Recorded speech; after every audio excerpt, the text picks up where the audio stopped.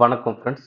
எஸ்பிஐலேருந்து ஒரு முக்கியமான ஒரு நியூ வேகன்சி வந்து அனௌன்ஸ் பண்ணியிருக்காங்க. ஸோ என்ன வேகன்சின்னு பார்த்தீங்க அப்படின்னா, பிஓ அப்படின்னு சொல்லக்கூடிய ப்ரொஃபஷனல் ஆஃபீசர்ஸ் இதுக்கான எக்ஸாம் அனௌன்ஸ் பண்ணியிருக்காங்க. இதுக்கான அப்ளை பண்ண டேட் வந்து பார்த்தீங்கன்னா, ஜூன் 24லேருந்து ஜூலை 14 வரைக்கும் நீங்கள் அப்ளை பண்ணிக்கலாம். ஜூன் 24 டு ஜூலை 14 வரைக்கும் நீங்கள் அப்ளை பண்ணலாம். அப்ளிகேஷன் டேட்டும் அதுதான், ஃபீஸ் பே பண்ண டேட்டும் அதே தான். ஓகேங்களா? இது நீங்கள் ஆன்லைனில் தான் அப்ளை பண்ண முடியும். ஓகே. ஸோ அடுத்து எவ்வளோ வேகன்சி அனௌன்ஸ் பண்ணியிருக்காங்க பார்த்தோம் அப்படின்னா, கிட்டத்தட்ட 541 வேகன்சி அனௌன்ஸ் பண்ணியிருக்காங்க. இதில் ரெகுலர் வேகன்சி அப்படிங்கிறது பார்த்தீங்கன்னா 500 வேகன்சி, பேக்லாக் வேகன்சி 41. ஓகே. இப்போ இந்த ரெகுலர் வேகன்சியில் இப்போ எஸ்சியில் 75, எஸ்டி 37, ஓபிசி 135, இடபிள்யூஎஸ் 50, ஜென்ரல் ஒரு 203, மொத்தம் 500 வேகன்சி இருக்கு. இதெல்லாம் பேக்லாக் வேகன்சியில் எஸ்சி ஒரு 5, எஸ்டியில் 36, மொத்தம் அது ஒரு 47, மொத்தம் 541 வேகன்சிக்கு இந்த பிஓ போஸ்ட்டுக்கான எஸ்பியிலேருந்து வேலைவாய்ப்பு அனௌன்ஸ் பண்ணியிருக்காங்க. ஓகே.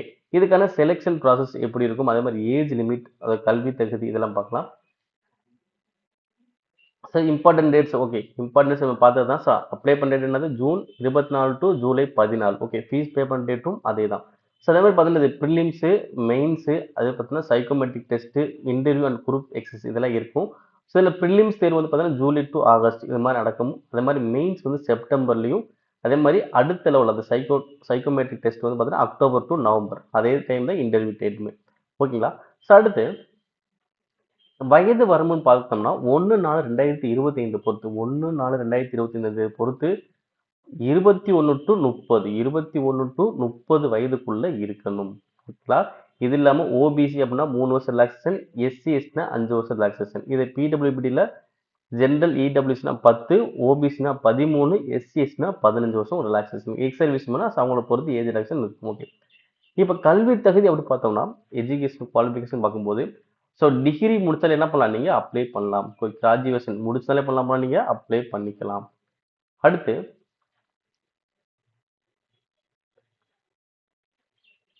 செலெக்ஷன் ப்ராசஸ் ஃபர்ஸ்ட் வந்து பார்த்தீங்கன்னா ப்ரிலிம்ஸ் தான். ப்ரிலிம்ஸில் என்னென்ன சப்ஜெக்ட்னு பார்த்தீங்கன்னா இங்கிலீஷு, மேக்ஸு, ரீசனிங். ஓகே. இங்கிலீஷில் 40 கொஸ்டின், ஆப்டிடியூட் 30, ரீசனிங் ஒரு 30, மொத்தம் 100 கொஸ்டின், 100 மார்க். ஓகே. மொத்தம் ஒவ்வொன்றுக்கும் பார்த்தோன்னா டைம் இருக்கும், டியூரேஷன். ஓகே. இங்கிலீஷ்க்கு 20, ஆப்டிடியூட்க்கு 20, ரீசனிங்க்கு 20. ஓகேங்களா? மொத்தம் 100 கொஸ்டின், 100 மார்க். இது முடிச்சதுக்கு அப்புறம் தான் மெயின்ஸு நீங்கள் போவீங்க. ஓகே. இது நல்லா பண்ணுவோம் தான் என்ன பண்ணுவோம், 10 டைம்ஸ் வேகன்சி எவ்வளோ இருக்கோ அது 10 டைம்ஸ். இப்போ 541னா அது இருந்து 10 டைம்ஸ் 5410 பேர் என்ன பண்ணுவாங்க, மெயின்ஸில் தான் போவாங்க. ஓகே. இப்போ இதுக்கப்புறம் மெயின்ஸில் என்னென்ன டாபிக் இருக்குன்னு பார்த்தீங்கன்னா ரீசனிங் வந்து பார்த்தீங்கன்னா ரீசனிங் கம்ப்யூட்டர் ஆப்டின்னு பார்த்தீங்கன்னா ஒரு 40 கொஸ்டின் இருக்கும். அடுத்து டேட்டா அனலிசிஸ் வந்து பார்த்தீங்கன்னா 30 கொஸ்டின்ஸ் இருக்கும். Gender awareness, economy, banking knowledge வந்து பார்த்தீங்கன்னா ஒரு 60 கொஸ்டின் இருக்கும். இங்கிலீஷ் லாங்குவேஜ் வந்து பார்த்தா ஒரு 40 கொஸ்டின். மொத்தம் 170 கொஸ்டின், 200 மார்க். மொத்தம் 3 மணி நேரம். ஓகேவா? ஸோ ஒவ்வொன்றுக்குமே டைமிங் இருக்கும். அதை பொறுத்த நேரம் மொத்த எவ்வளோ நேரம் 3 மணி. அதே மாதிரி டிஸ்கிரிப்டிவ் பேப்பர் ஒன்று இருக்குது. ஸோ அதாவது கம்யூனிகேஷன் ஸ்கில்ஸ், மெயில்ஸ், ரிப்போர்ட்ஸ், அது மாதிரி அனலிஸ் அண்ட் ப்ரீஸ் ரைட்டிங் பார்த்தீங்கன்னா ஒரு 3 கொஸ்டின் 50 மார்க். அது ஒரு 30 நிமிஷம். ஓகேங்களா? மொத்தம் 250 மார்க். ஓகேங்களா? ஸோ இதுக்கப்புறம் பார்த்தீங்கன்னா உங்களுக்கு சைக்கோமெட்ரிக் டெஸ்ட் இருக்கும், இன்டர்வியூ இருக்கும், குரூப் டிஸ்கஷன் இருக்கும். இதெல்லாம் வச்சு என்ன பண்ண போகிறாங்க, இதுக்கான ஆட்கள் எடுக்க இருக்காங்க. ஸோ இதுக்கு அப்ளை பண்ணுறதுக்கு பார்த்தீங்கன்னா நீங்கள் அவங்களுடைய வெப்சைட்டில் போய் நீங்கள் அப்ளை பண்ண முடியும். இதுக்கான ஃபீஸ் அப்படின்னு பார்க்கும்போது ஃபீஸ் வந்து பார்த்தீங்கன்னா ரூ. 750 ஃபீஸ் பே பண்ணுற மாதிரி வரும். ஓகேங்களா? ஸோ அதுவும் பார்த்தீங்கன்னா ஜென்ரல், ஓபிசிஸ் அவங்கள்ட்ட வரும். மித்த candidates SC, ST, womens, ex serviceman, PWB fees வந்து பே பண்ண தேவை கிடையாது. ஓகேங்களா? ஸோ அதே மாதிரி ப்ரிலிம்ஸ் வந்து பார்த்தீங்கன்னா உங்களுடைய எந்த சென்டர் போடணும் அதுக்கேற்ற மாதிரி உங்களுக்கு சென்டர் கிடைக்கும். அதை வச்சு நீங்கள் எழுதிக்கலாம். இதோட சேலரி ஸ்டார்டிங் அப்படின்னு பார்த்தோம் அப்படின்னா 48,480 கிடைக்கும். ஸ்டார்டிங் சேலரி எவ்வளோ கிடைக்கும், 48,480 உங்களுக்கு கிடைக்க ஆரம்பிக்கும். ஸோ இதோட ஜாப் வந்து பார்த்தீங்கன்னா இந்தியாவில் அக்ராஸ் இந்தியாவில் ஏதோ ஒரு இடத்துல உங்களுக்கு ஜாப் வேகன்சி உங்களுக்கு ஃபில் பண்ணிடுவாங்க. ஓகேங்களா? ஓகே. இப்போ இந்த வேலைவாய்ப்புக்கு விருப்பமும் தகுதியும் உள்ளவங்க கண்டிப்பாக அப்ளை பண்ணுங்கள். உங்கள் நண்பர்களுக்கு ஷேர் பண்ணுங்க.